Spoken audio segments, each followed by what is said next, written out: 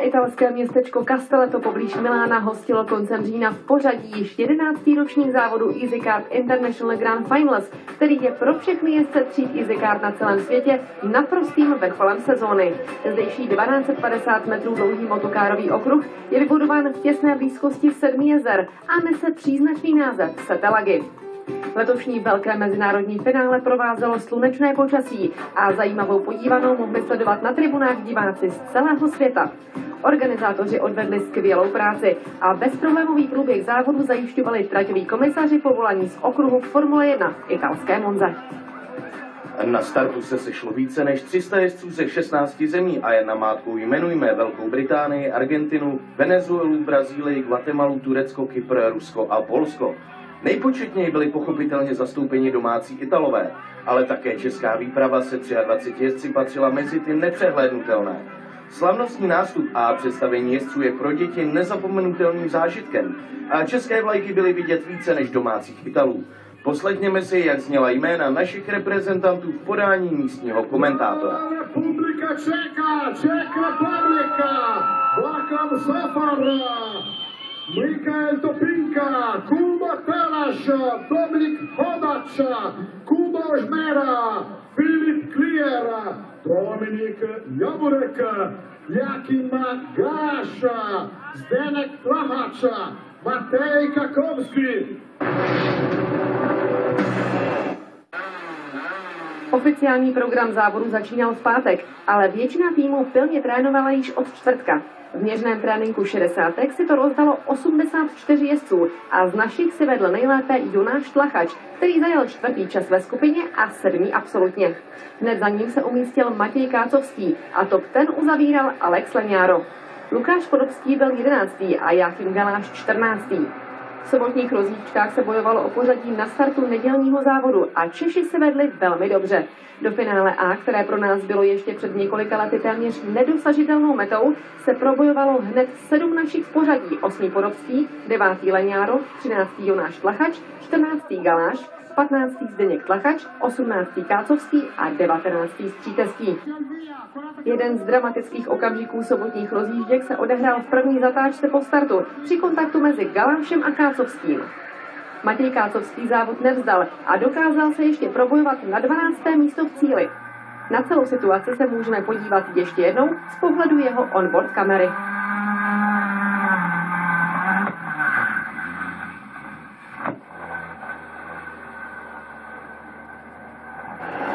Pojďme ale ke třídě EasyCart 100. Celkově byl po pátečním měřeném tréninku nejrychlejší Venezuelan Mauricio Baez, před druhým Marco Janotou a třetím Brazilcem Maurem Auriciem.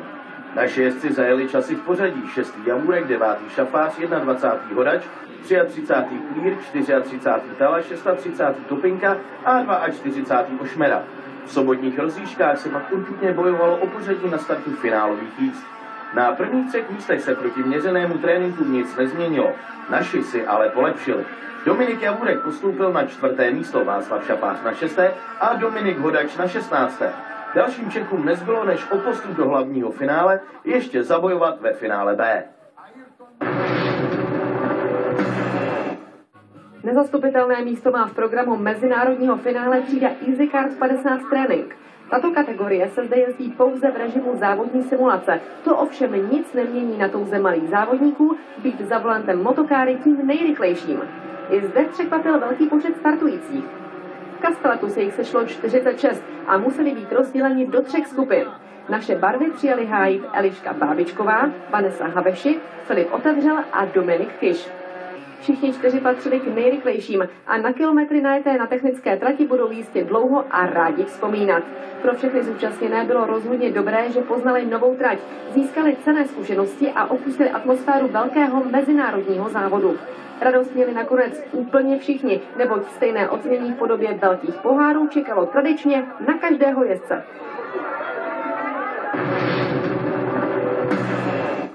Z číslem 89 sledujeme našeho jezdce Dana Skočdopoleho, který měl před sebou nelehký úkol.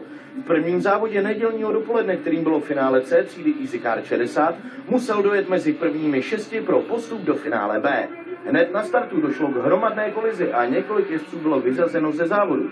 Skočdopole na nic nečekal, probojoval se v prvním kole do vedení a začal svým soupeřům odjíždět. Dokázal si vybudovat slušný náskok a na čele jel až do posledního kola, kdy byl soupeři dostižen. Jen několik zatáček před cílem ho předjel Ital Mela a na cílové čáře pak přišel rozdílem několika centimetrů i o druhou pozici. Znamenalo to úspěšný postup do finále B, ale pohár za třetí místo bude Danovi vždy připomínat, jak blízko byl vítězství. Zde jsou již připraveni na předstartovním roštu jezdce finále B třídy EasyCar 100. Z první řady startoval Čech Filip Klír a ze druhé Jakub Talaš. Jejich cílem byl samozřejmě postup do Ačka mezi prvními 6. Start proběhl bez problémů a v prvních kolech se čeští jezdci Topinka, Klír a Talaš drželi na 2., 3. a 4. místě. V polovině závodu šel do čela Michal Topinka, následován Jakubem Talašem. Toto pořadí vydrželo až do posledního kola, kdy Talaše překonal finišující Ital Samuel Uči. Zvítězil Michal Topinka před Učím a Jakubem Talašem. O jedno místo unikl postup do finále A 7. Jakubu Ošmerovi. Závod nedokončil Filip Klír. I tak ale měli čeští fanoušci důvod k oslavám a zazněly i tóny naší hymny.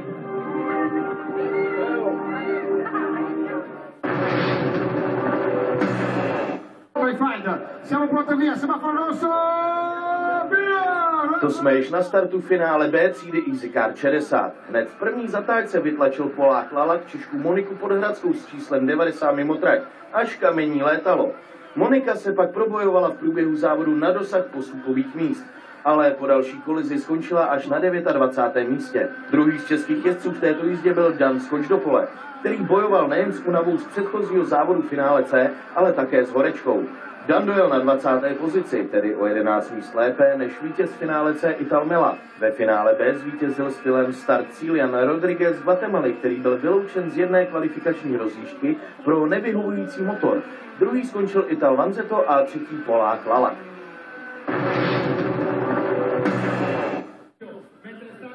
Do finálové jízdy A třídy EasyCar 100 se probojovalo v letošním roce hned 5 českých jezdců. Z druhé řady startoval Dominik Javůrek, ze třetí Václav Šafář a z 8. Dominik Hodač. 15. a 16. řada připadla postupujícím z finále B Michalu Topinkovi a Jakubu Talašovi. I hned po zhasnutí červených světel vyrazilo 34 pilotů vstříc 20-kolové bitvě. Velmi dobře odstartoval Dominik Javůrek a jeho úspěšné předjetí na 3. místo si zopakujeme z pohledu onboard kamery.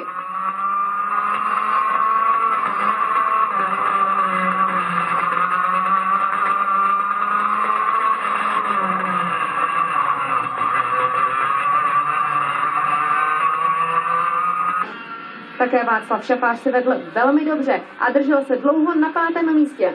Smůlu měl Dominik Hodač, kterému se nepodařilo do finále nastartovat a vyjel až jako poslední s velkou ztrátou. Závod přesto nevzdal a probojoval se nakonec až na 18. místo. Hned za ním dojel Jakub Talaš. V závěru jízdy předjel bohužel Javůrka Brazilec Auricio a také Šafář svou pozici neudržel a klesl na 7. místo. Na stupeň nejvyšší vystoupil Mauricio Bajse z Venezuely, stříbrný byl Ital Marco Janota a bronz získal Brazilec Mauro Auricio.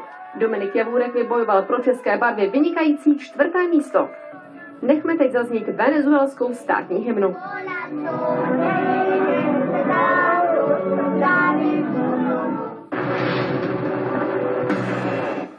To nejlepší nakonec. Krátce po 17. hodině se chystal start finále A třídy EasyCar 60.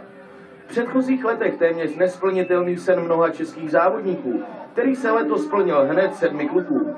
Naši reprezentanti si užívali pozornosti televizních kamer a zaplněných tribún. A nejen oni, ale také rodiče, mechanici a všichni fandové, kteří dávali máváním českými vlajkami světu na vědomí, jak jsou na kluky z Čech pyšní. Nejlepší startovní pozice měli ve 4. řadě Lukáš Podobský a v 5. Alex Leňárov. Po obětí formovacího kola bylo vše připraveno k ostrému startu.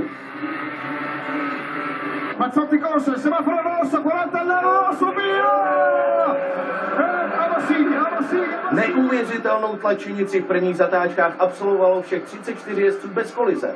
Do čela se okamžitě prosadil po fantastickém startovním manévru Lorenzo Colombo, který jel až z 5. řady a zvolil vnější stopu. Startovní proceduru a průjezd prvními zatáčkami si zopakujeme s Dominikem Stříteským, který startoval z 10. řady.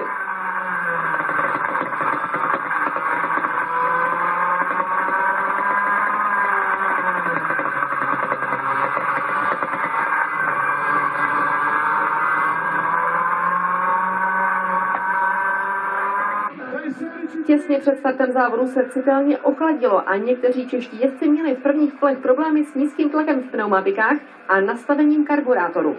Na to doplatil například Alex Legnaro, který se po dobrém startu propadl až do hlouby pelotonu.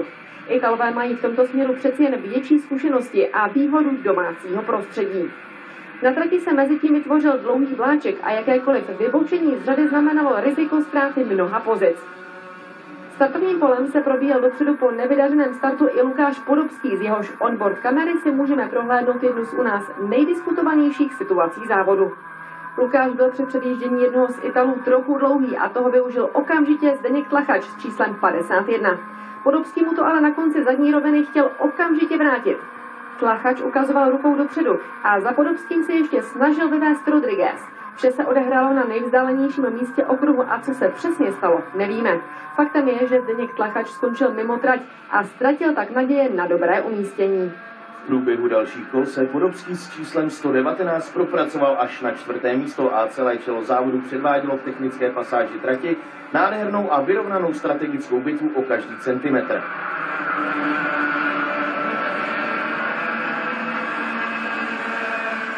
V posledním kole se Lukáš Podobský pokoušel ještě ve výjezdu na cílovou rovinu předstihnout jednoho ze soupeřů. Nakonec byl ale odmávnut na výborném 5. místě. Do první desítky se prosadil ještě Dominik Stříteský a také 12. místo Jonáše Tlachače a 15. Jáchyma Galáše zaslouží pochvalu. Na kolize doplatili 18. Alex Legnaro, 27. Zdeněk Tlachač a 31. Matěj Kácovský, kteří měli určitě na lepší výsledek. V závodě zvítězil po fantastické stíhací jízdě z posledního místa Jan Rodriguez z Guatemaly. Stříbrný a bronzový stupínek obsadili Italové Avasili Kiojej a Bertoncello. Češi byli na 11. mezinárodním finále EasyCard více než vidět a je potěšující, že mohou obstát i v mezinárodní konkurenci. Nemalý vliv na tom jistě má vysoká úroveň našeho domácího šampionátu EasyCard, který patří k nejkvalitnějším v Evropě. Je tedy na místě poděkovat všem, kteří se společně podílí na úspěšné reprezentaci českého motokárového sportu v zahraničí.